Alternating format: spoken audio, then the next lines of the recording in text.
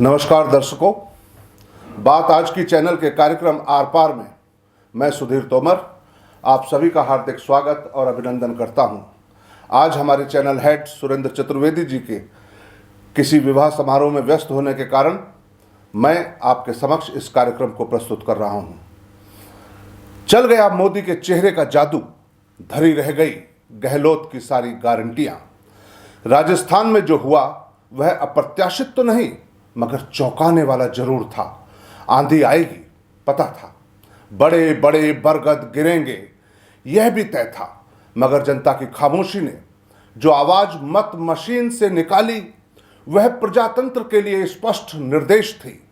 भाजपा ने फिर एक बार बरसों की परंपरा का निर्वाह किया। एक बार कांग्रेस और दूसरी बार भाजपा की परिपाटी खरी उतरी। प्रजातंत्र की इस आंधी में उन मंत्रीनुमा बरगदों को मिट्टी से मुलाकात करनी पड़ी जिनको यह गुमान था कि वो अपराजेय हैं। कांग्रेस की हार अशोक गहलोत और सचिन पायलट की सिर्फ लंबी लड़ाई का ही परिणाम नहीं था, बल्कि यह निर्णय था उन भ्रष्ट मंत्रियों के काले कार्यकाल के जिसमें आम जनता को 9 आंसू रुलाए।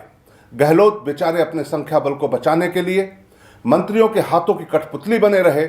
निकम्मे मंत्री रावण की मुद्रा में हुंकार भरते रहे और अंत में जनता ने उनको छठी का दूध याद दिला दिया। 25 में से 17 मंत्री चुनाव हार गए। अब समय नया इतिहास लिखने जा रहा है। मुख्यमंत्री कौन होगा यह भाजपा हाईकमान तय करेगा। यहां भी उखाड़ पछाड़ के कई दृश्य देखने को मिलेंगे। वसुंधरा और नए चेहरों के बीच आर पार का युद्ध अभी बाकी है। वर्तमान विधानसभा में नेता व उपनेता प्रतिपक्ष की हार से भाजपा के सभी जीते हुए प्रत्याशी यह मान गए हैं कि उनकी जीत में सबसे बड़ा योगदान नरेंद्र मोदी जी के जादू का है और संघ के समर्पित पदाधिकारियों के सतत प्रयासों का। अब अगर बात करें अजमेर जिले की, तो भाजपा यहां की 8 विधानसभा सीटों पर काबिज हो सकती थी। सिर्फ विकास चौधरी को टिकट न देने पर विकास चौधरी के स्थान पर भागीरथ चौधरी को टिकट देकर भाजपा ने किशनगढ़ की सीट को खामखा खोकर स्कोर को 7-1 कर लिया। सबसे बड़ी जीत रही अजमेर की दक्षिण की युवा जुझारू समर्पित नेता अनीता भदेल की। वह 5वीं बार विधायक चुनी गई हैं। उनका जीतना तो तय था। मैं पहले दिन से ही उनकी जीत को लेकर के आश्वासित था, मगर वासुदेव देवनानी का जीतना जरूर चमत्कारिक रहा। अजमेर उत्तर से वासुदेव देवनानी जी की जीत को लेकर लोग विस्मय में हैं। देवनानी जी की जगह जगह जो विरोध हो रहा था उसे देखते हुए उनकी जीत के प्रति कम से कम मैं किसी भी तरह आश्वस्त नहीं था।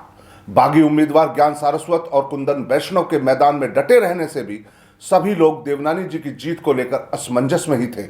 मेरी नजरों में उनकी जीत के पीछे निश्चित रूप से 2 कारण रहे।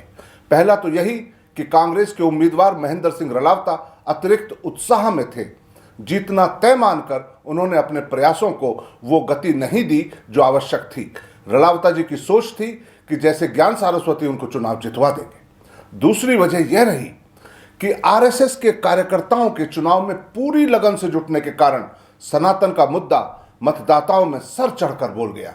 देवनानी जी ने कड़ी चुनौती को न केवल स्वीकार किया बल्कि अपने स्वयं के संगठन कौशल व संघ के कार्यकर्ताओं व पदाधिकारियों की जीतोड़ मेहनत के बल पर विजयश्री का वर्ण एक सच्चे कर्म योगी के रूप में किया।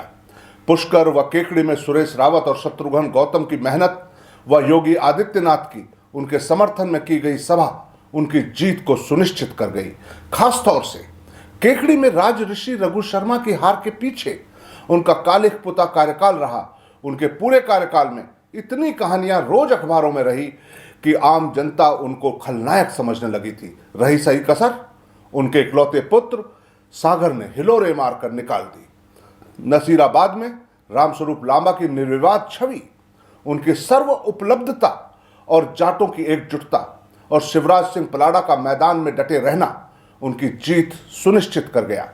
मसूदा में वाजिद खान चीता ने बहुत अच्छा मुकाबला किया, लेकिन मतों का बहु दिशा में विखंडन और भाजपा प्रत्याशी वीरेंद्र सिंह कानावत की बेदाग छवि के चलते कानावत जी विजयी रहे। ब्यावर में शंकर सिंह रावत का अनुभव और ग्रामीण मतदाताओं पर उनकी बेजोड़ पकड़ ही पारस जैन से विजयी होने का कारण रही। अब बात किशनगढ़ की, वो मैं पहले ही एक बार कह चुका हूं कि यह भाजपा के आलाकमान द्वारा भागीरथ चौधरी को टिकट देने के परिणाम स्वरूप विकास चौधरी को शहीद का दर्जा मिलने और समस्त जाटों द्वारा एक मुश्त विकास को वोट देने के कारण ही विकास चौधरी की जीत हुई और यही अप्रत्याशित रूप से सुरेश टाक जी की हार का कारण भी रहा। एक बार पुनः भाजपा सरकार को बनाने के लिए हार्दिक बधाई और सभी नवचयनित विधायक गणों को बधाई और शुभकामनाएं। आज इतना ही, कल फिर मिलते हैं किसी नए मुद्दे पर। धन्यवाद।